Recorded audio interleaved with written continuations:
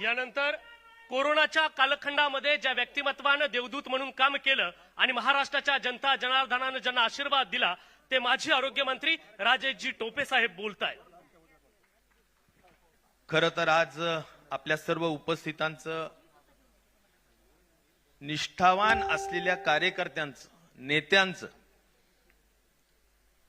आणि या ठिकाणी उपस्थित सर्वच मान्यवरांचं मी 26व्या वर्धापन दिनाच्या निमित्ताने मनपूर्वक स्वागत करतो आणि खूप खूप शुभेच्छा देतो। आपण जरा सिंहावलोकन केलं, मागे वळून बघितलं 26 वर्षामध्ये, तर आपल्याला एकच लक्षात येईल की पवार साहेबांसारखं व्यक्तित्व आपल्याला मागच्या अनेक वर्षांपासून राज्याला आणि देशाला दिशादर्शक राहिलं। सामान्य माणूस हा माझा केंद्रबिंदू आहे आणि त्याच्या हिताच्या जपवणुकीसाठी राजकारण करीन हा विचार घेऊन पवार साहेबांनी राजकारण केलं। नेहमीच सामाजिक समता, सामाजिक न्याय, महिला सबलीकरण, शिक्षण, शेती, शेतकऱ्यांचे हक्क या सगळ्या सामाजिक प्रश्नांवर सतत त्यांनी आयुष्यभर काम केलं, खूप कष्ट वेचले। सगळ्यात महत्वाचं पवार साहेबांचं धैर्यशाली असं काही महत्वाचं काम जर काही असेल तर त्यांनी विचाराशी कधी तडजोड केली नाही, हा सगळ्यात महत्वाचा विषय आहे।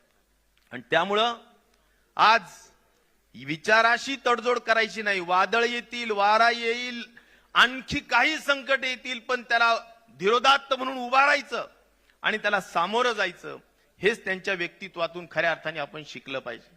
आणि म्हणून माझ्यासारख्या कार्यकर्त्याला एकच वाटतं की पवार साहेबांचं व्यक्तित्व हे म्हणजे चलता बोलता विद्यापीठ आहे।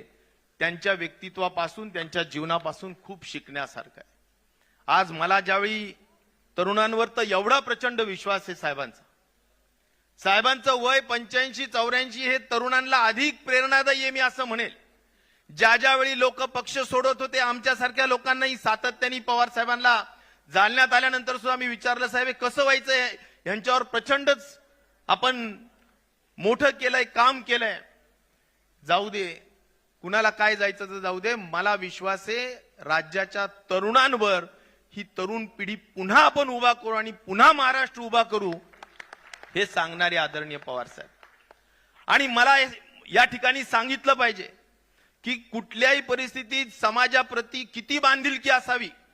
आम्ही सगळे सांगत होतो सिनियर सिटीजन्सनी कोरोनामध्ये बाहेर पडू नये, पण 85 वर्षाचा हा तरुण योद्धा महाराष्ट्रामध्ये रेमडेसिवीर नावाचं औषध घेऊन महाराष्ट्राच्या कानाकोपऱ्यात आमच्या बरोबरच त्या ठिकाणी दौरा करण्याचा संकल्प केला, नवे पूर्ण दौरा पूर्ण केला।